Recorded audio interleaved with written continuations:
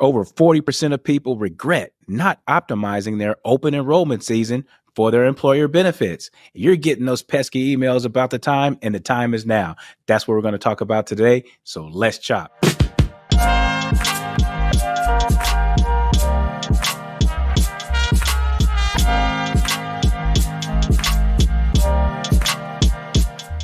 Hi, welcome back to the Life Money Balance podcast. I am your host, Dr. Preston Cherry, where we talk about letting your life lead your money, not your money leading your life, where your life and money are working concurrently to help you achieve your life's design.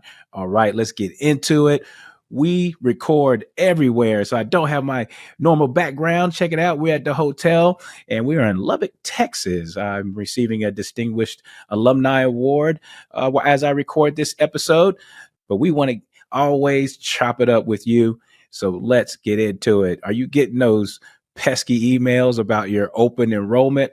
They come like every 3 days, even 2 days, I think, and sometimes 2 in a day. I mean, they really want you to optimize your open enrollment, because if you miss these windows, then you are having benefits that align with your past self, like this current year and the couple of years back.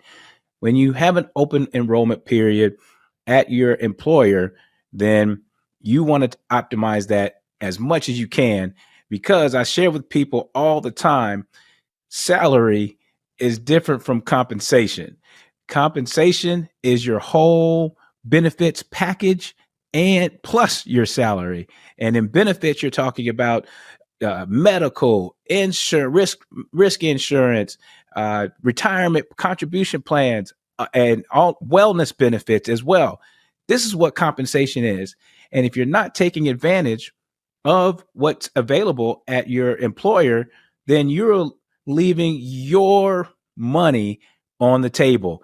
I share with people all the time, you're not leaving free money on the table. You're leaving your money on the table, because compensation is everything. So if I told you that you left $100 on the ground, $100, $200, whatever amount that would make you look like this, right? So if you left $100 on the ground and somebody said, "Hey, excuse me, ma'am or sir, I think you left $100 on the ground there."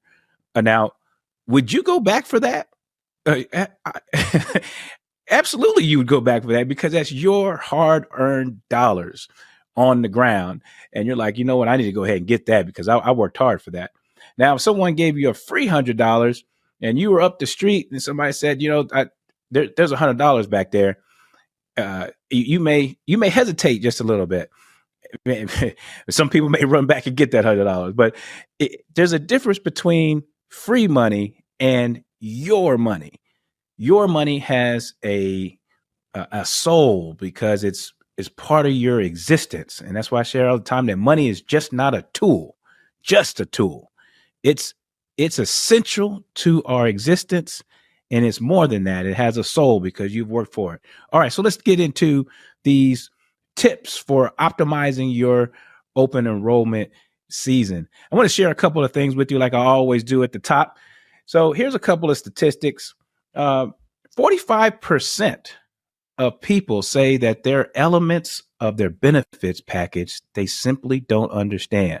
All right. So this is a good time during open enrollment season to review what you have available to you, ask questions, send emails, call the help desk, whatever you need to do in order to get a better understanding around your benefits at your employer. And that's what this episode is about too. There's some other folks that say that their benefits didn't cover as much, and so that's why they didn't enroll. The number for that is 16%. Now, the benefits at your employer, more than likely, if it's at a smaller employer, I get it. That said, take advantage of everything that you have at your disposal. If you're at a large employer, let me tell you, the menu is like that. I like what is it, Cheesecake Factory and all those big menus, right? And it could be overwhelming. That said, if you focus on the areas that really resonate with you and your lifestyle and your well-being, and what you value most, then you can drill down on these areas. Okay, here's another statistics.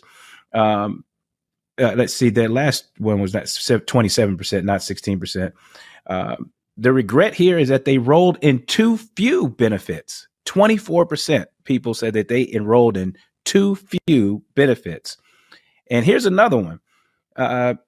Here's as far as a regret is concerned, 23% of people said that their financial situation changed.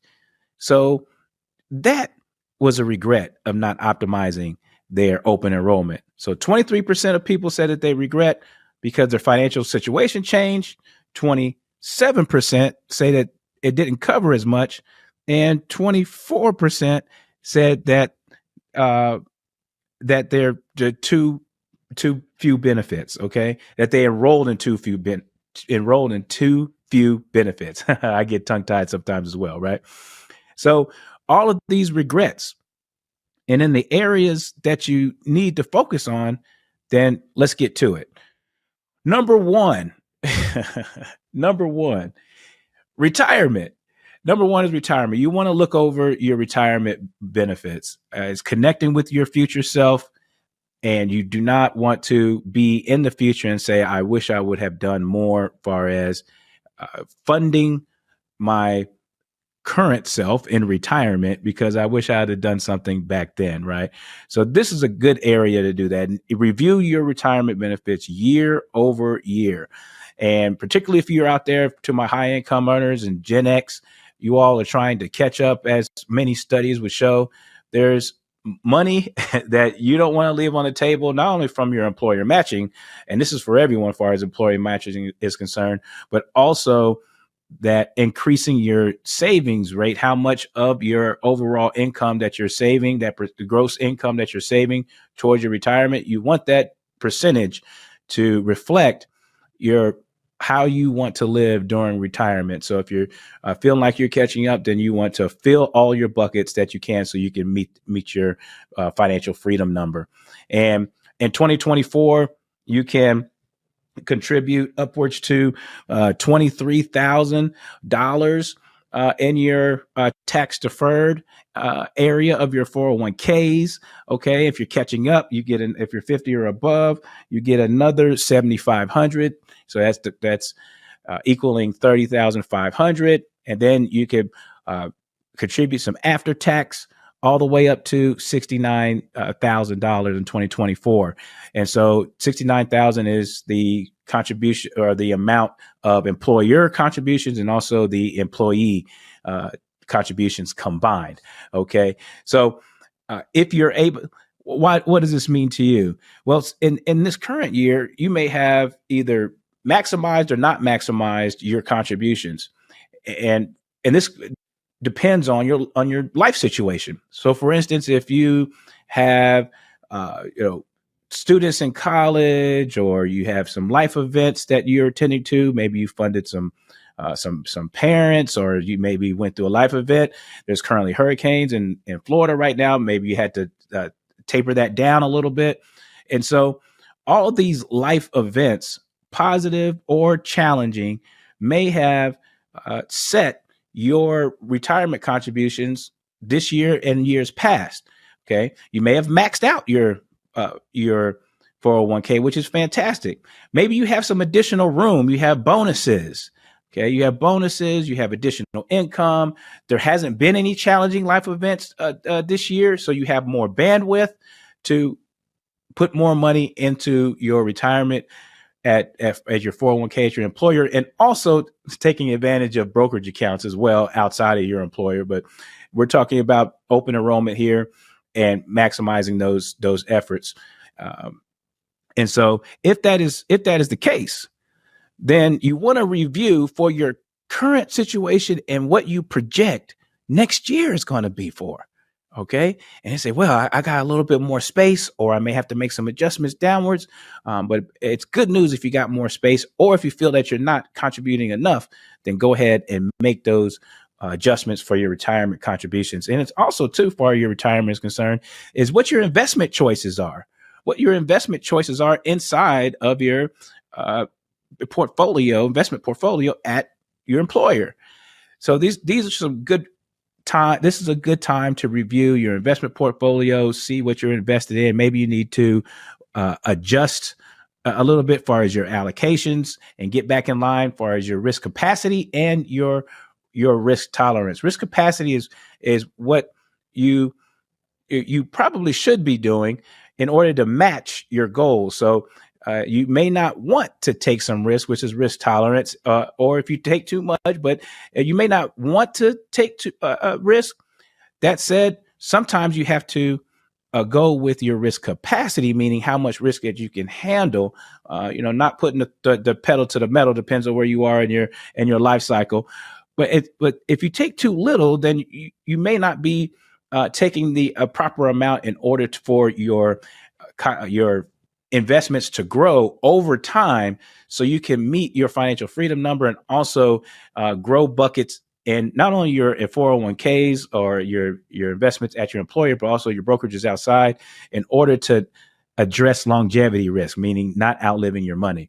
All right. So check out those investment selections that you've made, see if it's aligned with your risk capacity and also tolerance and what your goals are, and shifting those allocations accordingly. Okay. All right. And also to the near-term market and economic conditions, domestic and globally. Okay. So there's a lot going on. So your goals, market conditions, all of that. Appreciate you taking a look at your portfolio inside of your retirement plan. Okay. So that's retirement plans you need to be looking at. Tip number 2 is your HSAs and your FSAs. You for sure need to be checking these out. And that's health savings accounts and flexible spending accounts. HSAs are fantastic. I don't know what the IRS was thinking about when they created these. The Internal Revenue Code was creating these accounts. Triple tax advantage for these accounts, meaning you tax deduction going in, tax-free going in, tax-deferred growth in the middle, while the monies and the investments are in the account, and then tax-free distributions when the money comes out for qualified medical expenses. It is fantastic. So you get a full dollar of your money going into these HSAs as far as contributions, okay? Then you get tax-deferred growth in the middle. You get to invest dollars in your HSAs, different from FSA. All right. So you get to invest those dollars into the market, and then tax deferred growth that whole time. Then at the distribution, when you have qualified medical expenses to cover now and in the future, tax free. You can't beat that, y'all. So take advantage. Usually, the IRS trying to get in your pocket, but the Internal Revenue Code actually is full of incentives. We should be doing with our money to help ourselves, helps the government too. All right. But in this case, the IRS is saying, do this thing. And it is good for you. So take advantage while you can, boy, because IRS they typically don't lose their mind like that every now and again. So we got to take advantage of these accounts, y'all. All right. And when you're talking about HSAs, you have to be part of a high deductible plan in order to participate in an HSA, meaning you have to have that money in your pocket to cover that high deductible for the year before your insurance, a lot of your insurances start kicking in. But for those high income earners out there, this is where you look at your budget, and you probably should be able to cover this anyway. And most of you are already enrolled in HSAs. So have that high deductible stashed away, stash your cash over there so you can cover that. And then, oh man, then the benefits kick in a whole bunch. And now that you have that high deductible covered, your insurance kicks in and you're able to participate in the health savings account. And here's another thing with health savings account, your employer typically does some sort of match to the contributions, or may just contribute without your participation. So either or, your employer, member compensation, you're leaving your money on the table if you are not participating in these HSAs. So you get some employer contributions along with your contributions, and you can contribute up to 41 4,150 as an individual in a year, and 8,300 for families in a year. And that's employee and employer contributions. All right. So you want to get that triple tax advantage money, and you can invest that money and have it grow over time, tax deferred. And it's not use it or lose it like FSAs. We have a little bit of rollover flexibility now with flexible spending accounts. But with HSA, you have that money. That money is yours for the entirety of the time. And also, when you get up to 65, you can use it for Medicare expenses and qualified medical expenses, and use it for that time as well. And also, if you're not using the money for, and those distributions are tax free. So if you're not using the money for qualified medical expenses during your retirement, you can use that money for retirement to support your lifestyle as well. Now you'll have to pay a little ordinary income tax on the distribution, but hey, you've had years of tax-free growth in there. And you were actually covering your medical risk during that time too. So you've gotten a lot of benefits already. And if you have an account that can support your lifestyle, you pay a little bit of tax way on down the line of retirement, hey, you're still winning. Okay. Flexible spending accounts. These are for like expenses like dependent care, mostly for dependent care, which is fantastic, because dependent care right now is very expensive. If you do some research on that, there's a lot of studies saying that dependent care right now, child care is 80-90% of mortgage payments, or even higher. So mortgage or rent payments, you have your mortgage or rent payment, child care is 70-80-90% of that, or even 100% of that. Okay. So child care is a real expense, and we have to deal with it. Well, with a flexible spending account, particularly a limit, you can have a flexible spending account and not have an HSA, or you can have an HSA and a flexible spending account called a limited purpose flexible spending account, where you have that limited purpose, which is dependent care. You fund that for that particular service. Okay. And with that, you're putting your full dollar into the flexible spending account. Again, you're not paying taxes on the contributions going in. Okay, so that's a fantastic benefit of taking advantage of a full dollar into your flexible spending account before taxes hit it, and reduce the amount. And then when that amount comes out tax free for a dedicated qualified medical or qualified expense like dependent care, it comes out tax-free. So very, very good benefit for that as well. Okay. All right. Lastly, you can have both if you have an HSA. I think I said that, but I'm just repeat it, which is you can have an HSA and an FSA, but if you have an HSA, you must have a limited purpose flexible spending account. Okay. That's how that works. All right. Tip number 3, let's go to your medical plan. So we were talking about medical already. So let's talk about that. Your HMOs, your PPOs, what fits you right now.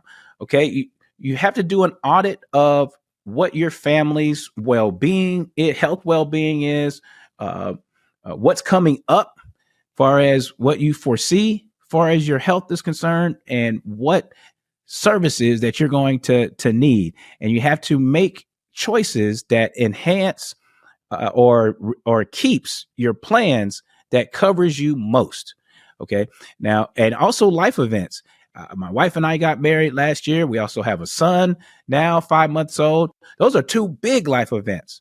So what's going on in your life? And we had to add both of them to the health insurance. So what are those big life events that are going to require you to look at and upgrade your health plans, your HMOs, your PPOs, right? PPOs, you have a little bit more flexibility and don't have to go through a primary physician in order to get your recommendation. So you got a lot more flexibility with PPOs, and they tend to be a little bit more expensive, but you get a lot more freedom as well, right? So what's coming up on your health books? whether it's a new child, marriage, perhaps divorce, unfortunately, or fortunately, some people say, right? Uh, Surgeries, large expenses. What are these? What are these areas? So you have to be covered in these areas. Couple that with your HSAs, then you're doing fine. So look at your medical coverage choices and see if they align to your upcoming life event. So you make sure that you're covered. Okay. All right. Another thing that's coming up, number 4, which is review your beneficiaries. Review your beneficiaries on your on everything that has a beneficiary line. Okay, this is an effective transfer of your finances, and this is part of your estate planning. It's part of your estate planning, and if you leave beneficiaries blank, okay, then you have to go through probate. They have to go, which is the court system, in order to find out where your assets or who your assets are going to go to. Who your assets are going to go to. Now, if you leave that blank and have a will or some trusts, then that's good. But beneficiaries is it's a contract. When you have this is how your assets transfer. They transfer by titling, which is titling on your assets. A joint survivor with right of survivorship or payable on death. So titling, contract. Okay. So when you fill out the beneficiary area on your medical or all of your beneficiary areas, anytime that you have a beneficiary slot, that is a contract. So it supersedes, okay, your will and trust documents and also the probate court system. All right. So titling on your account is effective, and a contractual agreement, because you have an understanding, is binding when you fill out that beneficiary, and your qualified accounts, your life insurances, all of that. When you say this is who I want my resources to benefit, and you fill out that line, and you can have multiple, okay, then that is a contract, and it's signed, sealed, and delivered. I think there's a Stevie Wonder, signed, sealed, delivered. Oh yeah, all right, right. Then it's signed, sealed, and delivers, and it ensures that your assets are going to who you want it to go. Okay. So review all of your beneficiaries and fill those out. It's real simple, y'all. You don't want to have to be one of these 40% of people that regret not taking care of their open enrollment. All right. And since we're talking about insurance, I want to talk about your life insurance at your job. Okay. Now, life insurance this is time to review that as well, depending on your life stage and all that. Life insurance through the employer it's probably most of the time not going to be enough. That said, it's cheap access to life insurance, and most of the time you don't have to prove insurability. Okay. So again, we're talking about that's free money, y'all. That's your money. Remember, compensation different from salary. Why not take advantage of, not everybody has to do this, but why not take advantage of low cost, low access life insurance? And usually in the realm of 50,000, 100,000, you can buy multiples of your salary, which is, you could tack on another 100 or 2,000. Okay. So take a look at these life insurance resources, because the price per unit of life insurance benefit that you receive, all right, is cheaper at your employer than it is outside getting private insurance. Now, there's one thing about insurance at your employer is it's not portable, meaning you can't take it with you when you separate from your employer. That's why it's an advantage. You have it while you're there. Great, low costs, low barrier to entry, and you can get multiples of your salary. And then you can also pair that up with private insurance or life insurance. So it doesn't affect the life insurance that you have outside of your employer. And most of the time, depending on your life insurance needs, you're more than likely going to need life insurance coverage, private life insurance coverage. But why not pick up a little bit more for low cost, right? So that's something to look at as well. All right. So look at your life insurance coverages. And then also too, I'd say this: if you don't have a private life insurance plan because of maybe some cost restrictions, your budget restrictions right now, then it's easy access for that too. But for you high income earners out there and folks that have an abundant need of life insurance, you have spouses, you have children, you want to fund your future legacies as far as charitable giving, you want to have generational wealth transfer and all that, business protections, all of the long list, the list is long, then, life insurance would be for you. Okay. And that's for your private insurance. But as far as your employer-based insurance is tacking on or, serving a purpose for right now. Okay. All right. So we got reviewing your retirement plan, looking at your HSAs, FSAs, looking at your medical plans. We have looking at your beneficiary information and looking at your life insurance coverages. And we hit a lot today, right? Now, I know those emails are real pesky. Man, the one thing in life that I want to retire from is emails, right? Who's with me on that one? Right? So one of these days I'll get to the point to where that's part of financial freedom too, is not just having the financial dollar, which is fantastic, but it's well-being freedom as well. And one of those well-beings is not getting emails. But for right now, if you're getting emails about your open enrollment, then take advantage, click on them, and take advantage of reviewing your employer-sponsored benefits, because compensation is different from salary. You are leaving your money on the table and your well-being if you're not looking and taking advantage of your open enrollment and all the benefits that you have. All right. I appreciate you tuning back in to the Life Money Balance podcast. If you like what you hear, please hit a like and a subscribe. Share this with folks. Leave some comments, please. All right. And leave a review if you're on Apple and Spotify. Okay. We'll talk to you soon. Cheers.